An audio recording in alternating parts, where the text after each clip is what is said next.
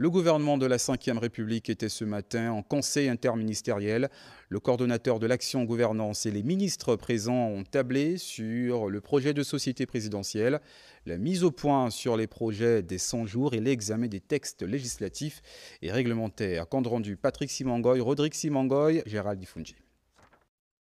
Le 5e conseil interministériel de ce 1er juillet 2025, premier conseil du mois, présidé par le vice-président du gouvernement, Alexandre Barrot-Chambrier, a permis au coordonnateur de l'action gouvernementale de faire un rappel sur le projet de société du chef de l'État, chef du gouvernement, un projet ambitieux qui accorde une place importante à l'amélioration des conditions de vie des Gabonaises et des Gabonais, la moralisation de la vie politique et la consolidation de la souveraineté économique du Gabon. Sur les projets des 100 jours, Barrot-Chambrier et ses ministres ont fait une mise au point sur la mise en œuvre des mesures présidentielles prises en Conseil des ministres du 30 mai et des 4 et 21 juin dernier concernant la création des 5 fonds stratégiques dans les domaines clés de l'agriculture, pêche et aquaculture, énergie et eau, habitat, infrastructure, qui sont des leviers d'action publique conçus pour structurer l'économie réelle, impulser la création d'emplois, renforcer notre souveraineté productive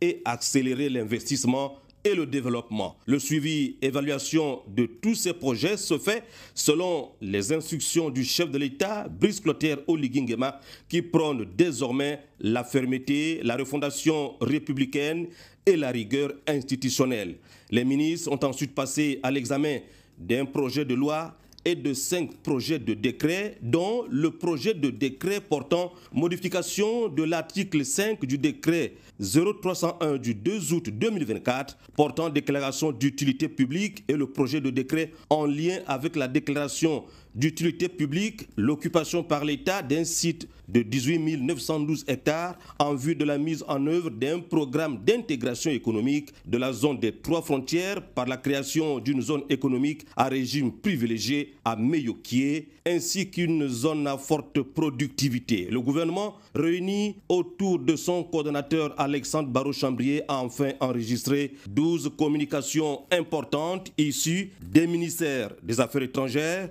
Eaux et Forêts, Environnement, Écologie, Climat, ministère de la Justice, de l'Industrie, Entrepreneuriat, Commerce et PME-PMI.